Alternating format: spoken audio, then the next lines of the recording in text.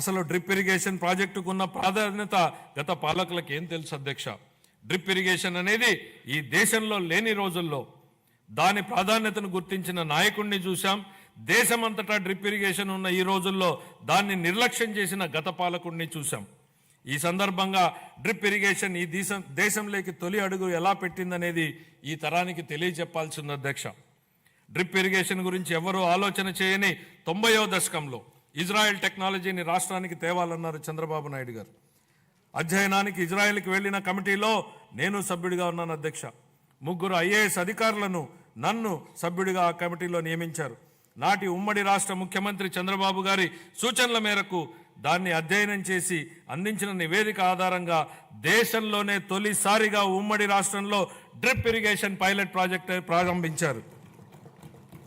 దీనిపై నాటి కాంగ్రెస్ పార్టీ అవహేళన చేసింది.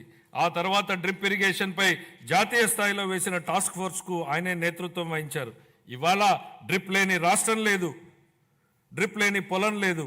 What Chandrababu Naidu thinks today the nation thinks tomorrow అనడానికి ఇంతకన్నా ఏం నిదర్శనం కావాలని అడుగుతున్నా అధ్యక్ష. ఇలాంటి డ్రిప్ ఇరిగేషన్ను గత ప్రభుత్వం పూర్తిగా నిర్లక్ష్యం చేసింది. కేంద్ర ప్రభుత్వం డ్రిప్ ఇరిగేషన్ పథకం కోసం విడుదల చేసిన 616 కోట్ల రూపాయలను దారి మళ్లించింది. మా ప్రభుత్వం ఏర్పడిన తర్వాత డ్రిప్ ఇరిగేషన్ కోసం 176 కోట్లను విడుదల చేసి అదనంగా 85,000 హెక్టార్లను డ్రిప్ ఇరిగేషన్ కింద తీసుకురావడానికి మా ప్రభుత్వం అనుమతులు ఇచ్చింది. జీవితంలో ఒక్కసారైనా డాక్టర్, లాయర్, పోలీసు మరియు బోధకుడు అవసరమని చెప్తా ఉంటారు. కానీ రైతు ప్రతిరోజు అవసరం, 3 పూటల అవసరం. కాబట్టి అలాంటి అన్నదాతకు ప్రగాఢ కృతజ్ఞత భావంతో మేము మరో సూపర్ 6 హామీని నెరవేర్చడానికి సిద్ధమవుతున్నామని తెలియజేయడానికి ఎంతో సంతోషంగా ఉంది. ఎన్ని ఆర్థిక ఇబ్బందులున్నా అన్నదాత సుఖీభావ పథకం కింద ప్రతి రైతుకు ఏటా 20,000 రూపాయల అందించేలా కేటాయింపులు చెప్పామనడానికి గర్విస్తున్నాం అధ్యక్ష. మా ప్రభుత్వం వ్యవసాయ రంగానికి ఊతమిచ్చేందుకు రాష్ట్ర వ్యాప్తంగా 21.87 లక్షల వ్యవసాయ పంపు సెట్లకు 9 గంటల ఉచిత విద్యుత్తుని సరఫరా చేస్తోంది.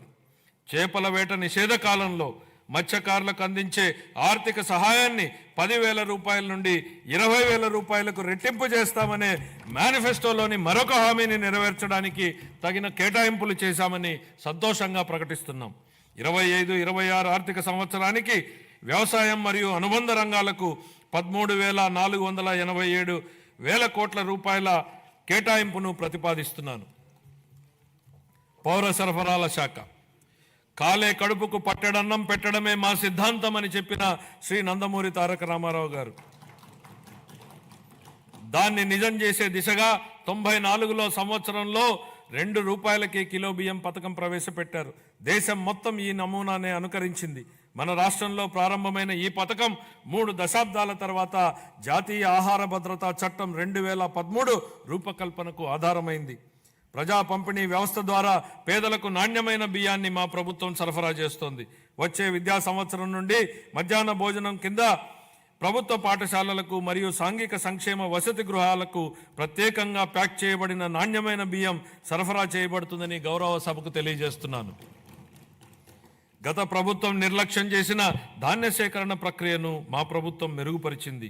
వ్యవసాయ రాబడిలో వరి కొనుగోళ్లకు ఇచ్చే మద్దతు ధర ముఖ్యమైనది అని మనందరికీ తెలుసు. 2024 ఖరీఫ్ కాలానికి గాను 5.50 లక్షల మంది రైతులకు 32.7 లక్షల మెట్రిక్ టన్నుల ధాన్యం కొనుగోళ్లకు గాను మా ప్రభుత్వం 7,564 కోట్ల రూపాయలను 48 గంటల్లోనే చెల్లించడం జరిగిందని గౌరవ సభకు తెలియజేస్తున్నాను. వాస్తవానికి 90% మంది రైతులకు 24 గంటల్లోనే చెల్లింపులు జరిగాయి. గత ప్రభుత్వ హయాంలో పెండింగ్లో ఉంచిన ధాన్యం కొనుగోలు చెల్లింపులకు సంబంధించి 1,674 కోట్ల రూపాయలను మా ప్రభుత్వం చెల్లించింది. తన సోదరీమణుల వంటింటి కష్టాల నుండి గట్టెక్కించడానికి మన గౌరవ ముఖ్యమంత్రి గారు 1999 సంవత్సరంలో దీపం పథకాన్ని తెచ్చారు. ఆ పథకం సాంప్రదాయ కట్టెల పొయ్యి వాడకం నుండి LPG సిలిండర్ల వాడకం వైపుకు పేద మహిళలు మారడానికి దోహదం చేసింది. మహిళలు మహారాణులు అనే విశ్వాసంతో మా ప్రభుత్వం ఆ వారసత్వాన్ని నేడు కొనసాగిస్తూ దీపం 2.0 పథకాన్ని ప్రారంభించింది. ఈ పథకం కింద 90.1 లక్షల మందికి అర్హులైన లబ్ధిదారులకు సంవత్సరానికి 3 ఎల్పిజి సిలిండర్లను మా ప్రభుత్వం ఉచితంగా అందిస్తోంది. ఈ 25-26 ఆర్థిక సంవత్సరానికి గాను దీపం 2.0 పథకం కోసం 2,601 కోట్ల రూపాయల కేటాయింపును ప్రతిపాదిస్తున్నాను.